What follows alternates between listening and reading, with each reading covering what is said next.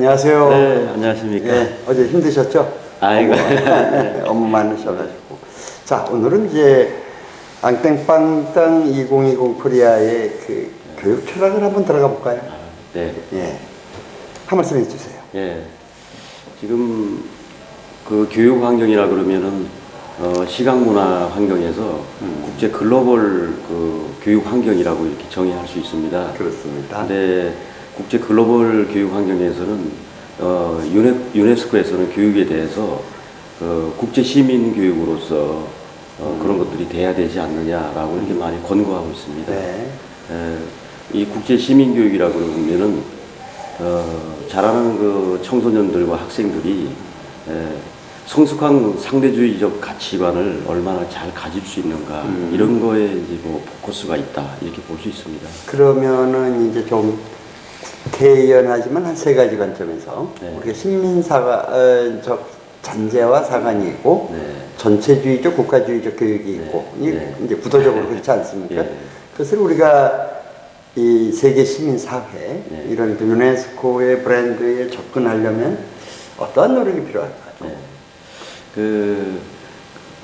상대주의적 그 가치관이라고 할 때 네. 일반적으로는 그 상대주의라는 부분이 그렇게 썩 좋은 어떤 그 부분은 또 아닌 것들도 그렇죠. 있거든요. 예. 그래서 그 현대에 오면서 이 상대주의적 개념에 대해서 좋은 거지만 놓칠 수는 없기 때문에 이걸 학자들이라든가 학계에서 다듬다 보니까 성숙한 상대주의를 한다면은 그 상대주의를 잘 이끌어내지 않을까.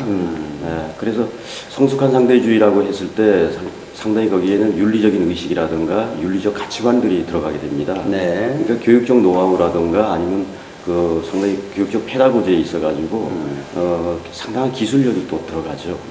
그걸 위해서 이제 지금 전 세계 학자들이 주로 크게 관심 갖고 있는 부분들이 토론 교육이라든가 또 소크라틱 다이얼로그처럼 대화를 통해서 상대방의 이야기를 끌어내고 또 들어주고 네. 그러면서 자기 이야기를 또 구체화를 또 만들어 보면서 서로 공유하고 이런 교육에 지금 이 성숙한 상대주의적 교육을 좀 진행하고 있다. 아, 좋습니다.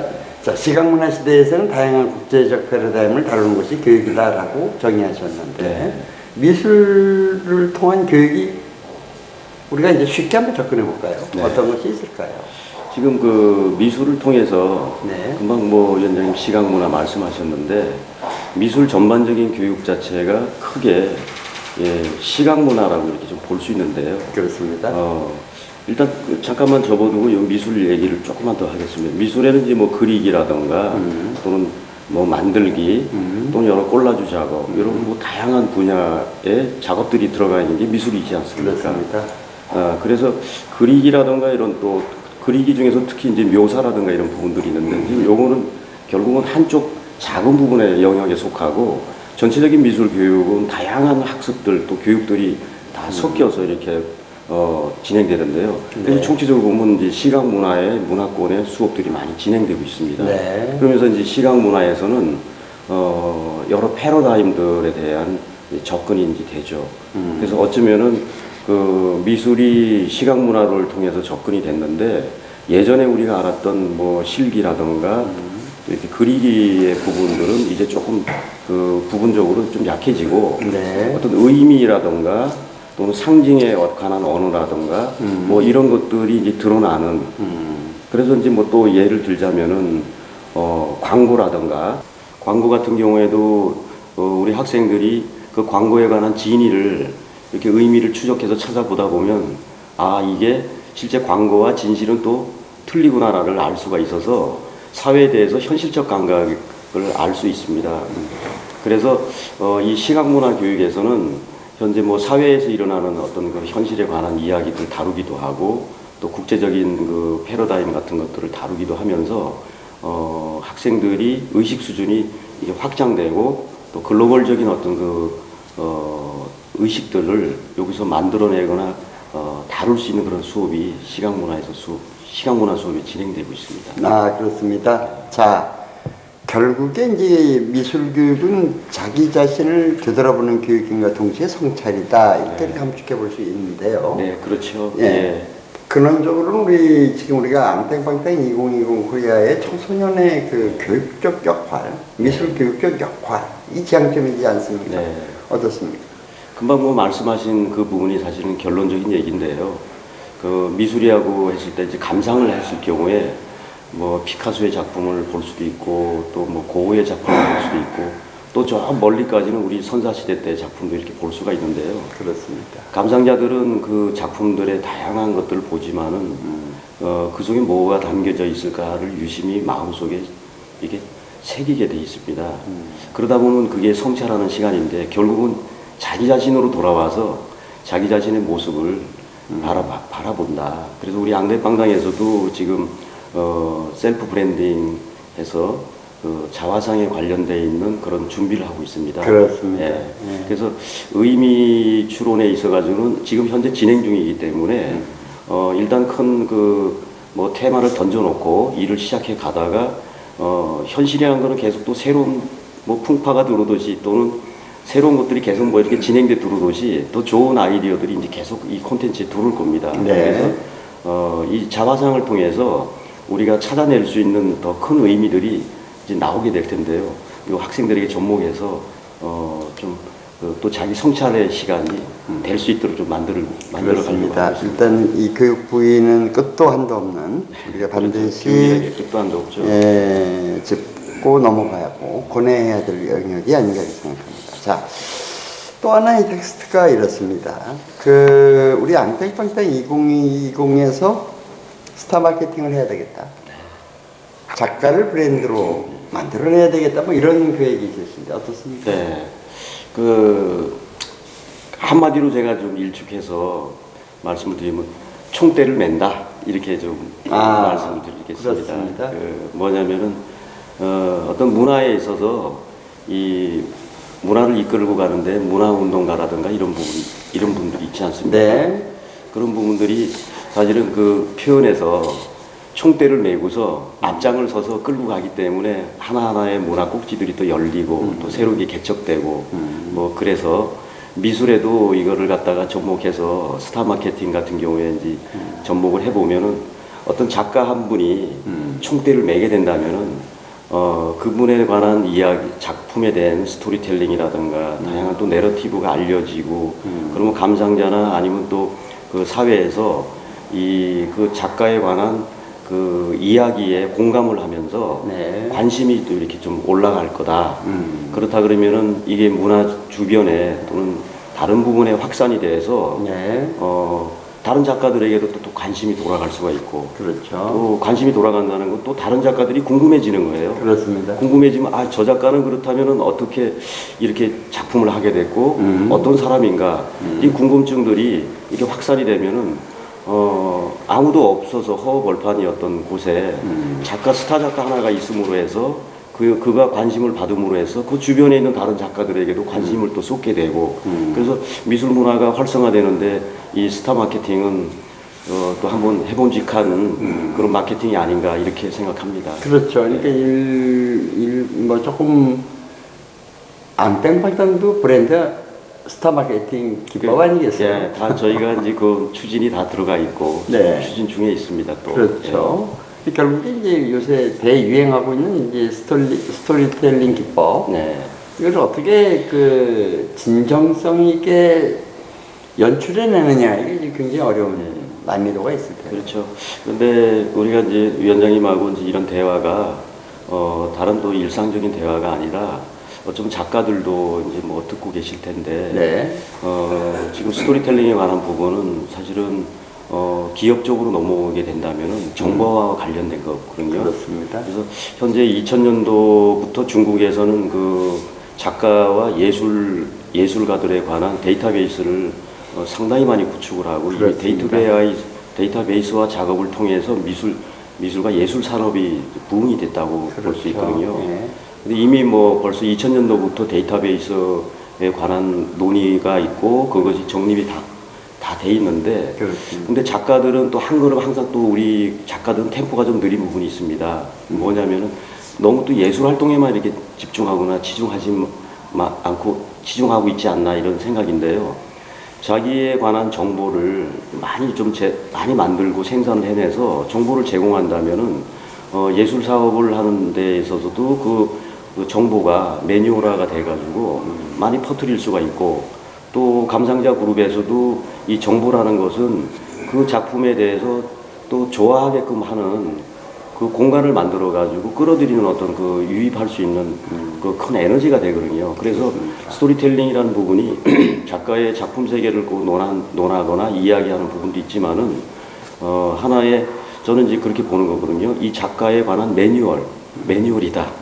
그런데 이제 이 매뉴얼 속에는 작가의 이제 스토리텔링도 들어가고, 그러면 작가 이야기도 들어가고, 그 작가가 또 그려낸 여러 작품들 하나하나에 또 이야기들이 또 가지치기 하듯이 또 들어가고, 그러면은 감상자 그룹 쪽에는 풍부한 그 볼거리와 또 의미들을 알아내서 네. 작품 하나를 본다는 것이 철학적 사유를 할 수 있게끔 이렇게 폭을 넓혀갈 수가 있고, 기업하는 쪽에서는 작가에 관한 그 데이터베이스가 충분히 확보가 되기 때문에 그렇습니다. 기업 활동, 예술을 통한 기업 활동이 왕성한 활동이 일어날 수가 있고, 그래서 우리 작가 선생님들이 자기들의 그 작가 선생님들의 스토리텔링과 내러티브를 많이 확보해가지고 네. 이게 제공해야 되지 않는가.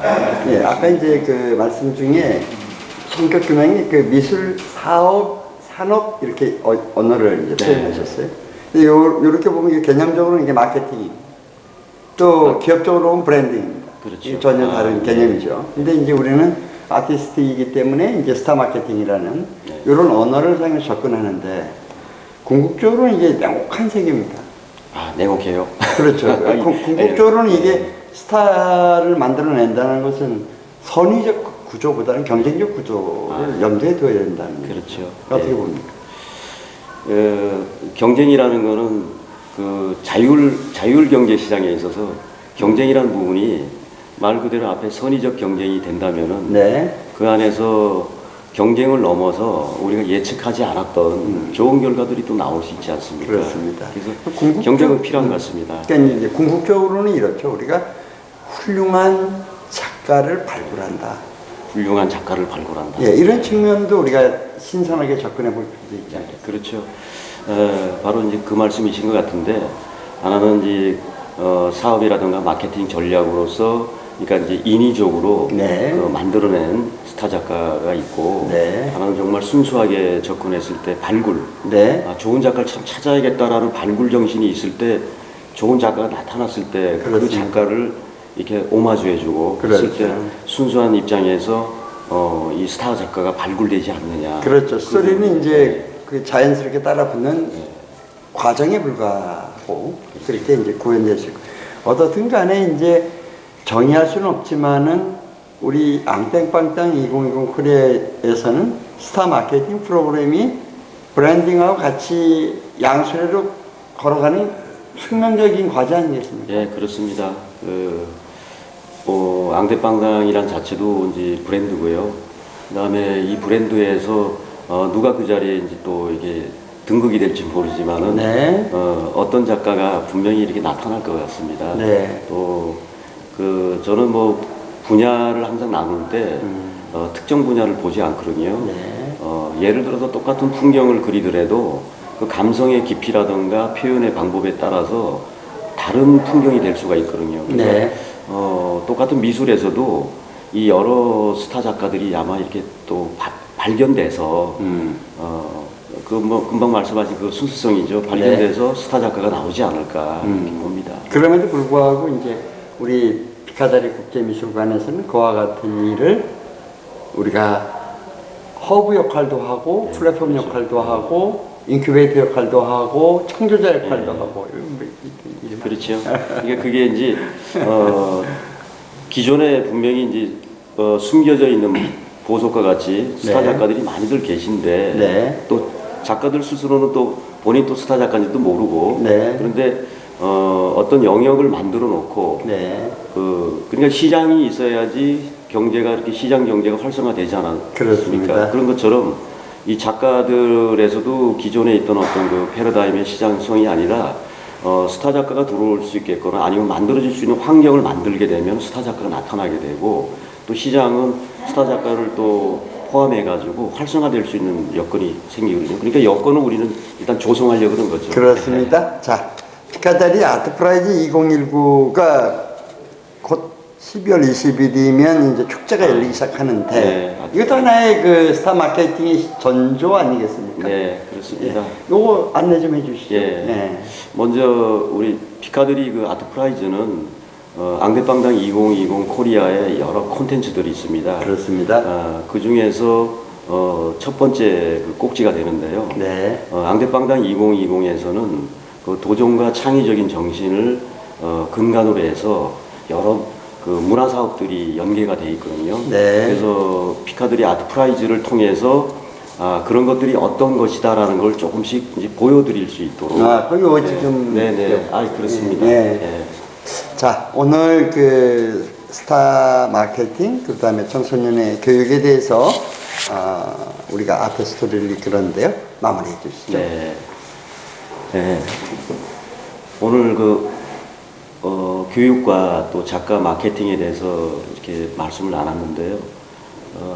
어떤 시장이라는 부분이 만들어졌을 때 그 시장 안에는 이제 콘텐츠가 또 들어오게 되고 또 어떤 움직임이 만들어지게 되고 그러지 않는가 싶습니다. 그래서 저희가 문화예술을 이렇게 구축해 가고 있는 입장에서 일상적이거나 아니면은 그 평이한 어떤 그 문화 행사를 진행하기보다도 하나하나 문화 행사를 진행할 때 패러다임이 살아있고 또 가치관이라든가 이런 부분에 대해서 많은 작가들과 또 문화예술군에서 큰 관심을 가지면서 새롭게 다시 한번 제고하거나 생각할 수 있는 여지를 만들 수 있는 그런 행사가 진행된다면은 문화 발전에 큰 하나의 주춧돌이 또 되지 않을까 싶습니다. 그래서 앞으로 그 행사를 잘 실천하고 진행해 보려고 그러는데 많은 관심을 부탁드리겠습니다. 네, 수고하셨습니다.